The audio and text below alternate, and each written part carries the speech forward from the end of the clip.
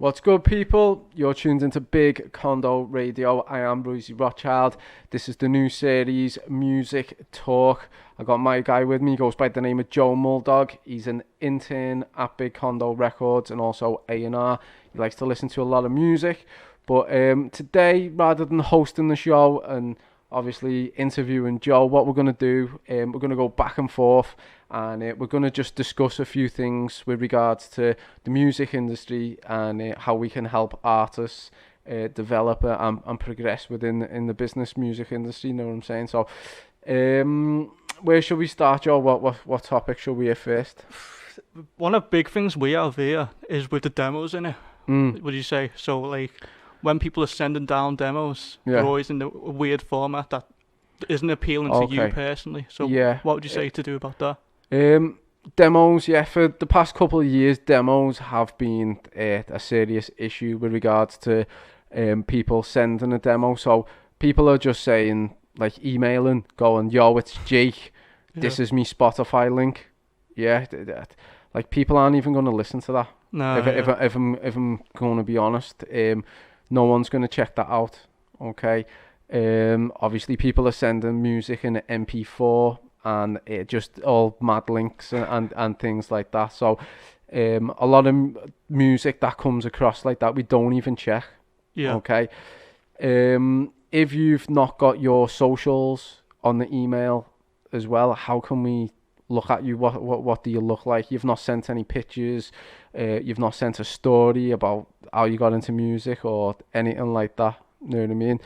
So the best way I can suggest for people to send music for us to actually listen to would be to obviously have an introduction letter, just like a covering letter, just saying, hello, my name's Ian or John or whoever you are. I've been doing music for X amount of years. I've been involved in, I don't know, BBC introducing, or I was on this radio station here.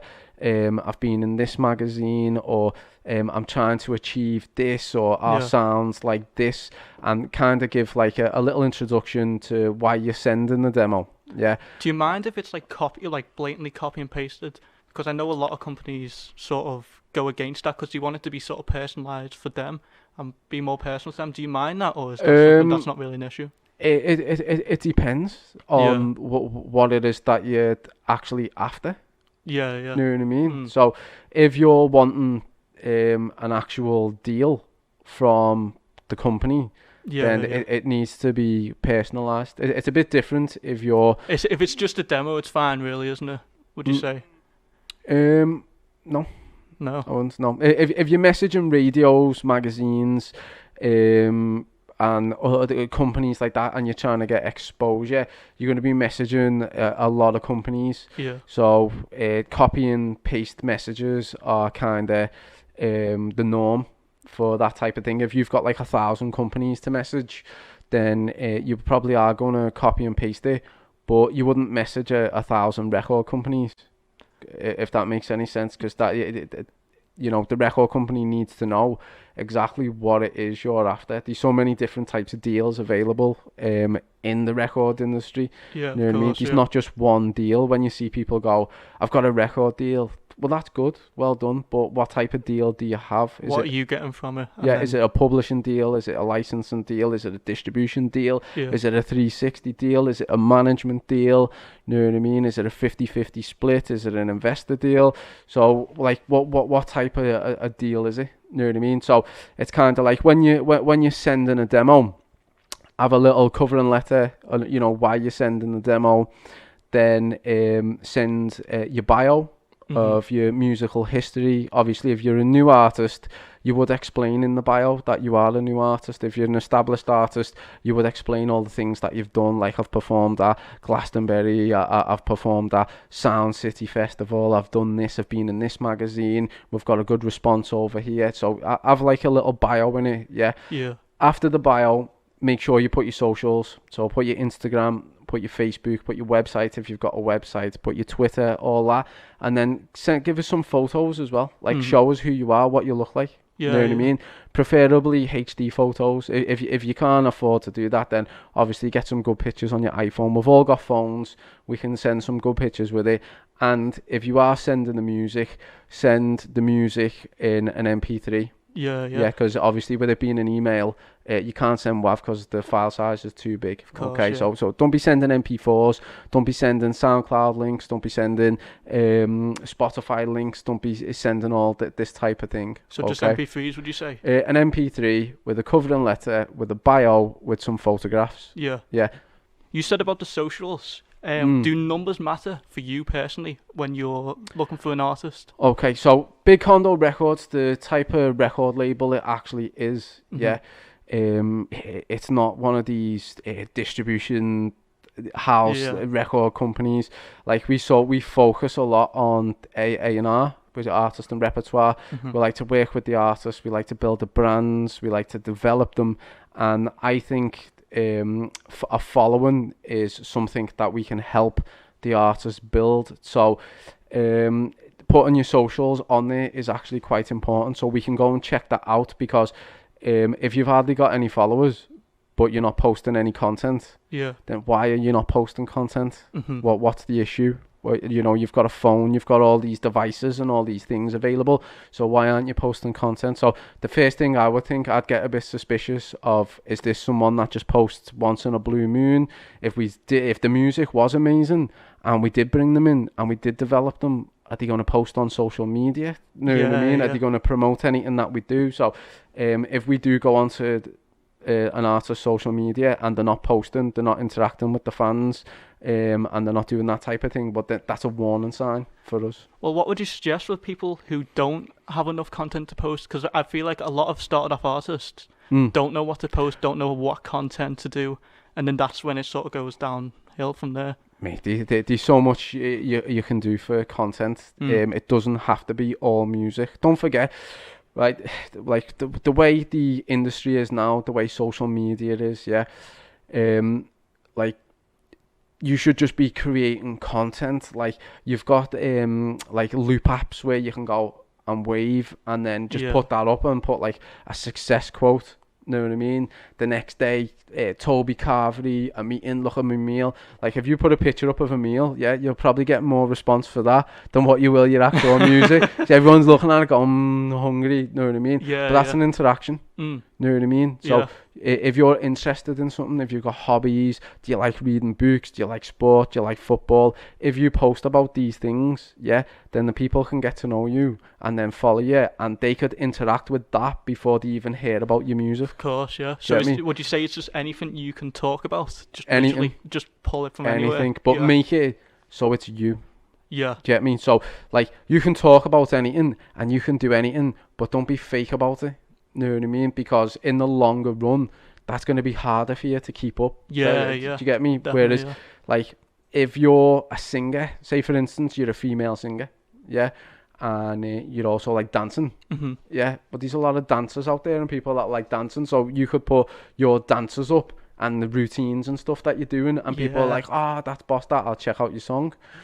Of course, do you get me? Or if you're TikTok, if you're a chef and you're like chefing it, know what I mean, but you're a rapper, then like pull some of the meals up that you've splashed together that look sick, know what I mean? And be like, nah, me, a rap, do all that, but I can chef as well, and I read books, and I'm intelligent, and like open up to the audience, so they're kind of like, okay, his music's good, he's sick at doing this, and he's good at doing that, and like I'm gonna give him a follow, know what I mean? Like content is so vast. Like you can do content in anything. What we're doing now, we are creating content. You know what I mean? I could go away now and take parts of this discussion that we're having and put it all on my social media. Definitely. You know what I mean? So don't overthink content, just create content. You know what I mean? You mentioned briefly about like keeping the artist like their personality on the page. How important do you think that is for an artist? Do you find like if you see like a caption that's just looks like you see somewhere else, if that makes any sense, like is it about branding in a sort of way where like making your personality going forward in the posts. Yeah, definitely. As I said before, I'm not just saying it because it's a rap thing, keeping it real. Yeah. You know what I mean? I'm not Ali G. Yeah. But like just keep it as real and as you as possible, your personality, if that makes any sense, so that you're attracting the right people.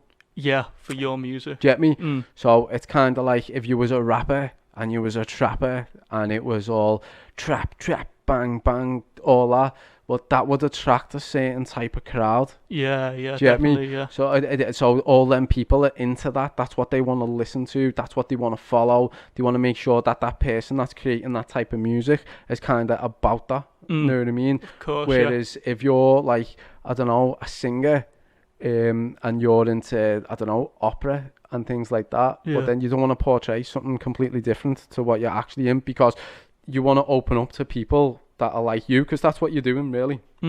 You're connecting with people who can relate. Yeah, because we always talk about that. Like, you can sort of tell when something isn't genuine, even in like through how an artist acts in a certain way. Yeah. Like, there's a few artists I can think of myself that like it doesn't feel genuine when you listen to them, and that can tear a lot of people off. Yeah. And it's like it's about keeping the music and your brand to yourself. Do you reckon? Yeah. I think at some of the levels that some artists are, especially at obviously starting out and developing and things like that, you need to keep it as close to you, as personal as possible, so that people can relate to your situation, so they understand your music. Yeah, definitely. Yeah, definitely. So you're talking a lot about like growing as an artist. So a lot of artists think getting into a label is when they've made it. But when would you say it's the right time to sort of go into a label? Is there any certain time or any It depends on what type of record label it is. Yeah. Like, people try and always make everything black and white. It depends on what label it is, who's managing it, what they're doing with it. Yeah. And also depends on where your head's at, what space you're in. If that makes any sense. Of course, you know what I mean? So there's different types of record labels. Like I say, our record label, being on 5 years, we're heavy on A&R. We like to work with the artists. We like to develop them. We treat them like family, push them forward for as many opportunities as we possibly can, and keep developing and keep nurturing their craft and making them better each year. Whereas you have record companies which aren't really record companies, they're just distribution labels, where you'll go and cut a record in a studio, give them your record, and then they'll go and distribute it through Ditto or I don't know, DistroKid or distributor. Yeah, they're just distributing it. They're not putting no A&R in. They're not developing. They're not investing in the artist. And that's what we do. We invest in the artists. We develop them, and we look after them. Yeah. You know what I mean? So can we go a bit more on that? Because like, why should people sign to a label? Because like, it's now where you can just post to Spotify yourself. You're your own distributor. So what does a label offer for the artist? Okay. Well, first of all, I'll diss the labels. Okay. Even though I run one. Okay, yeah. So, if you are an artist, and you have loads of money, you do not need a record label. Yeah.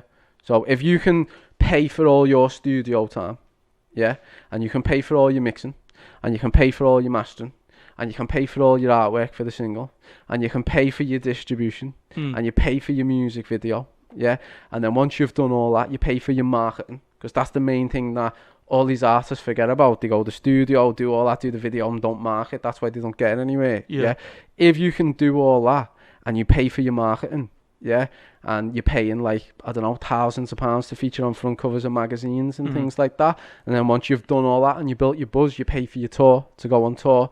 If you can do all that, then you don't need a record label. Yeah, of course, yeah. You know what I mean? Like, what people need to understand is record labels are like banks. Does that make any sense? Like laundering money? Well, I wouldn't say laundering money. Let's call them investments. Yeah, okay, investment bankers. Yeah, okay. So it's kind of like you bring an artist in. Yeah. If they haven't got that money to afford all that, how do they record? How did they do all that? Well, that's where the record label comes in. So the record label goes, okay, we like your music. Yeah, we think that you're good. We think that we could brand and market you like a little business. Yeah, and then what we do, we'll pay for your studio time. Yeah, and then we'll pay to get it mixed and mastered. Yeah, and then we'll pay for all your artwork, and then we pay to get your music video done. Yeah, and then we pay for your marketing, and we get your music out to all the radio stations, magazines, blogs, podcasts. Yeah, and then once we've built up a little buzz with you, we'll pay for your tour. Yeah. So what we do is invest, and develop and build. You know what I mean? And if you're investing in a artist, then it's in your best interest to look after this artist, because it's an investment. Definitely, yeah. Do you get me? You need the money back. Exactly. So you got to look after this artist. Yeah. You know what I mean? So that they do become successful, so that they can pay you back. That in itself is an important point, though, because like they're putting a lot of money into you. So it's like, would you say you have to be confident that you can make that money back? And yeah. That's why you can't go around just signing everyone. Yeah. That's why I don't understand some of these other record labels that I know that go around signing people that they're definitely not gonna get that investment back. Yeah, definitely. You know what I mean? So to get those results, you need listeners. So what? Because you're all around the world in the music you create, and your music's worldwide. How do you suggest artists sort of do that? In a sense, getting worldwide, or is it not as easy to say in a sentence? It depends, mate. Yeah. Have you got money or have you not got money? So what about if starting off artist? If an artist has got money, you can do anything. Yeah, of course, yeah. So everything can be bought. All your radio plays, all your magazines, all your podcasts, it can all be bought. If you've not got the money, then you're gonna have to work hard on network and contact as many publications and radio stations as you can. A lot of doors are going to be shut in your face. A lot of people that won't help you, but it's not about the people that won't help you, it's about the people that will. So focus on the people who will help you and network and market with them. Definitely, yeah. Yeah. Is there any other avenues to get money in the music industry? Because we focus a lot on streaming now, because that's sort of the big thing at the moment. But obviously that doesn't pay for these local artists, so there's gigging and that. But is there anything else you'd suggest? It depends on what type of artist you are. You know, so we look at music as a whole, these different types of artists, these rappers, these singers, these bands, these pop stars, these acoustic, Now, each artist has got its own market. Definitely, it's not just music, it is music, but it's got its own market, you know what I mean?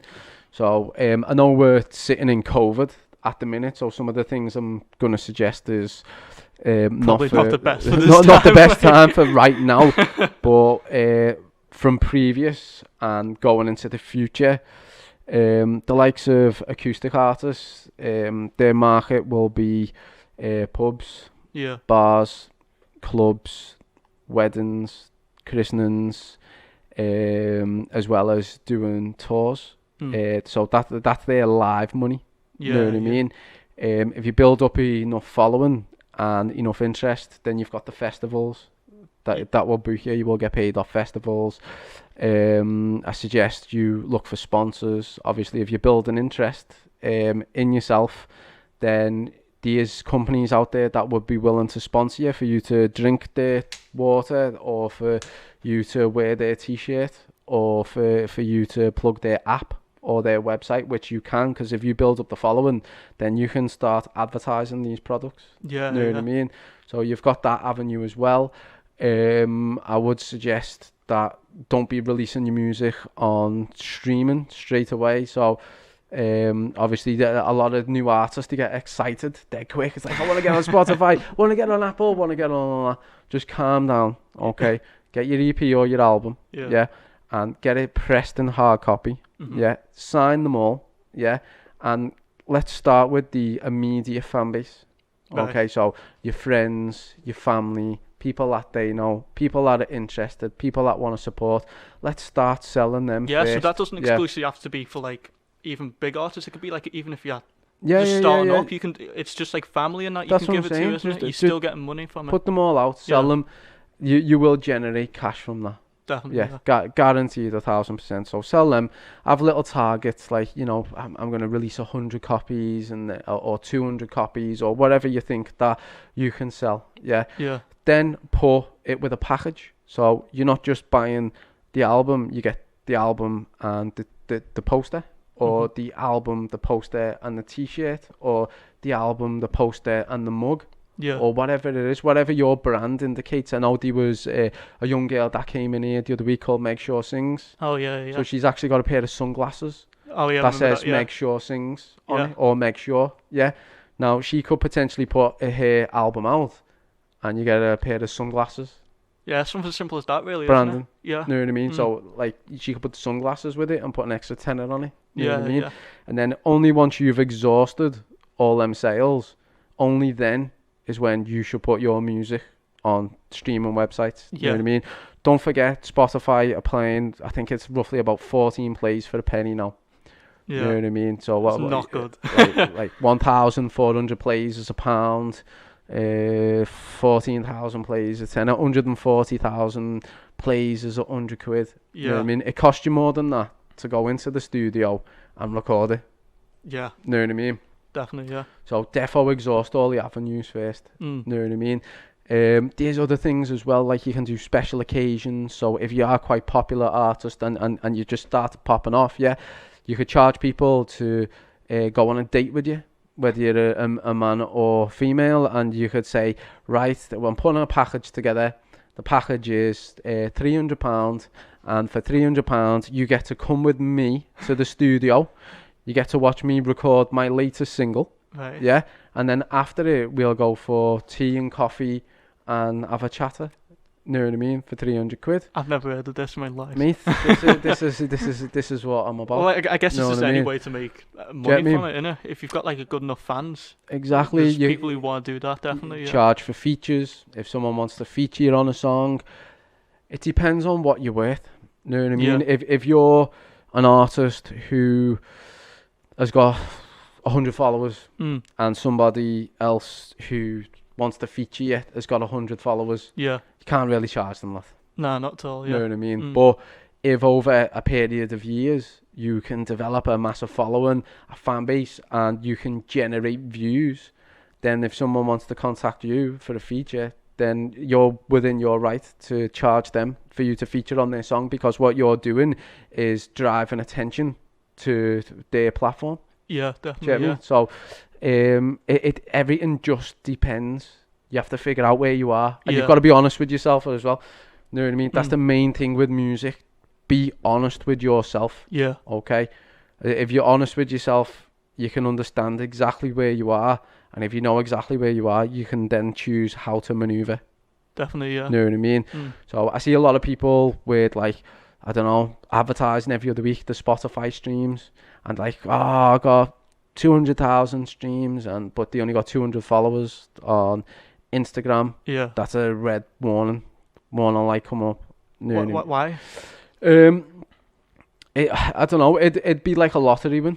Yeah. Yeah. It'd be really quite hard for you to only have 200 followers and have 200,000. Oh, so you're saying Spotify like plays. Yeah. Do you get me? You'd need way more followers to get that, unless it went viral or got put on a playlist that went super. You know what I mean? Yeah. So you gotta, don't kid yourself. Do you get me? With regards to plays and things like that, you are where you are. Yeah. So if you're doing 1,000 plays, well, that's where you are. Yeah. And you need to be, happy about that, because it could be worse. There's loads of songs on Spotify that haven't even been streamed. Yeah. You know what I mean? The market is oversaturated. There's more people releasing music now than ever in the history of music, okay? Because people have got home studios, and you can record the song, mix it, master it, and then put it on Spotify that night. Yeah, it's mad, like, isn't it? How it's changed so much from only a few years ago where it was only the labels that could sort of get you in that scene. Yeah. Which is a bit mad. You mentioned before, like sort of featuring and then collabing with artists. Yeah. How important do you reckon that is? So say, like, will it help growth or? Yeah.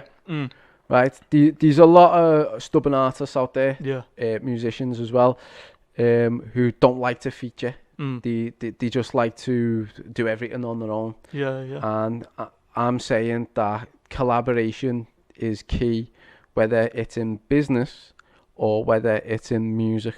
Okay, because what happens is, when you collaborate with someone, you have a crossover of followers and fans. Yeah. Okay. Yeah. So, say for instance, I feature with another artist. Well, the people who feature on my songs then follow them, or their fans follow that feature, and it turns into like a cluster of followers. So, you should always, whenever you're with anyone, get pictures and tag them in, so that picture lands up on their wall or lands or up on their socials, so that people who follow them go, oh, who's this? Let's have a look. Let's check how they do music. Follow. Know what I mean? Yeah. So you should always be cross-branding and building definitely as much as possible. Would you say it's better to sort of collaborate with people in your own sort of lane, like roughly the same amount of followers as you, or would you say it's better to go for those higher above you because it could be hard to reach them, if you get me? I say the best people to feature with is people that you actually like. Yeah. Know what I mean? Like, so if you like their music, then feature with them. Would you say the followers aren't really that important if it's It depends. Once again, it depends on the situation and what you're trying to get out of it. Yeah. Know what I mean? Yeah. Do you get me? Definitely, yeah. So if you're just trying to get a good song, just go for it. Yeah. Don't forget, most musicians, you can buy any musician. Know what I mean? Like, if you've got the money. Definitely, yeah. So, like, you could feature with Drake or with anyone if you have the money. You need like, I don't know how much he's charging, but you'd need like you'd need thousands to feature with one of them. Yeah. Know what I mean? But it's just what it does for you. Yeah. Like, it doesn't matter how many followers to get. It's just if you can make a good song out of it. Or if it comes out terrible. Build a buzz. It's a factor. If you're just starting out, and you've got a handful of followers, and then you do a song with somebody who's got more followers, then it's just natural for that to brush off onto yourself. Oh, definitely, yeah. Do you get me? Yeah. So I say, defo, if you're up and coming artist, feature with as many people as you can. I spoke to someone the other day who said they don't like featuring anymore because there's too many bad apples out there, but that's just life. Yeah. You know what I mean? Do you get me? Don't stop it from networking and featuring with people. Do as many collaborations as you can. Definitely, yeah. Yeah, sound.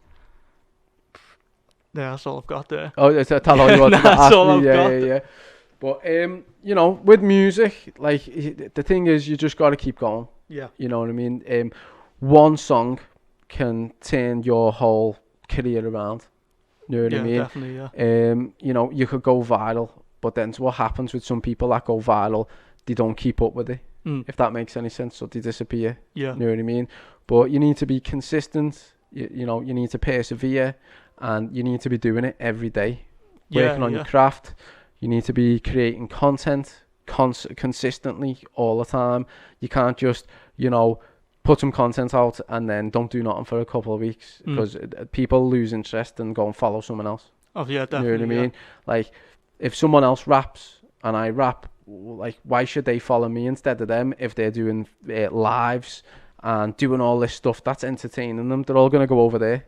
Yeah, of course. Do you get me? Because it's about attention. Yeah. You know what I mean? Well, on attention, like, a lot of artists just want that one-hit wonder, if you get me. A lot of artists see sort of these artists come out of nowhere. Yeah. And then just have this big song and think they can do that. But do you think that's really ideal? Because a lot of them aren't marketing themselves because they're just expecting that to sort of happen naturally.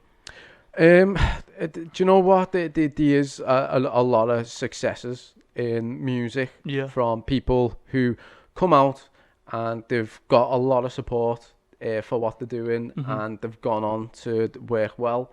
And there's been a lot of people who have come out, worked hard, and just not, even though the music's been amazing, I've not managed to catch the audience. You know what I mean? Yeah. So, like I say, it just depends. You know what I mean? But like I say, we're about to wrap this up. So if you're an artist, keep posting content, keep creating. Don't be scared of record companies. Okay, it depends on what it is you're looking for from the situation. Okay, it just depends on what it is that you actually need and what it is that they're providing. Yeah, definitely. Okay. Yeah. I know a lot of artists are flying solo. Unfortunately, you still need managers. Okay. When do you need a manager? When you're too busy that you can't manage yourself. Yeah. If you're popping off, it gets to a point you need a manager. Because a lot of artists just think they need a manager to get them up there from the start. Yeah.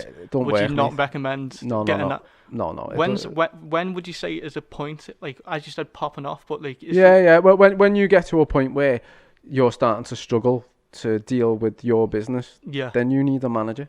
Definitely, yeah. Yeah, because as an artist or a musician, it's a business. Yeah. So for sure. if you get to a point where you can't handle the emails, you can't handle the messages, then you need a manager, because what they do is manage your stuff. Yeah. Do you get me? But you get a lot of artists that get confused where when they start, they go, I need a manager, because they're looking for someone to pull strings for them. Yeah. You know what I mean? To do the work for them, yeah. And not all managers do that. Yeah, it's literally like hiring an employee. Yeah. Like if you don't... If you have the time to do it, why would you spend that much on a manager? Or that's what it is. Or you know what I mean? Yeah, get them. Like your major hitters, your Rihanna, all them. Yeah, they obviously their managers get like 10%. Yeah, that's like industry standard.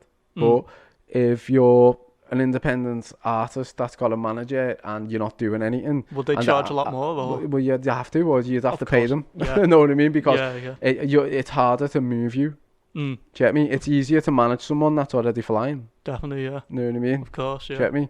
So, like I say, there's no black and white here. You've got to look at everything. You've got to see what the situation is, and just keep doing your music. Yeah. Don't try and follow anyone else's path. Look at the situation you're in. Try and be original. Definitely, yeah. Originality sells. Yeah, for be sure. yourself. Yeah. Okay. And don't just copy. That's it. Drake. But that's it for us today, lad. We've covered a lot of subjects. This is music industry talk. This is Big Condo Radio. I am Royzy Rothschild. That is Joe Mulldog. Yes, in the building. And we are out. Peace. Big Condo Records.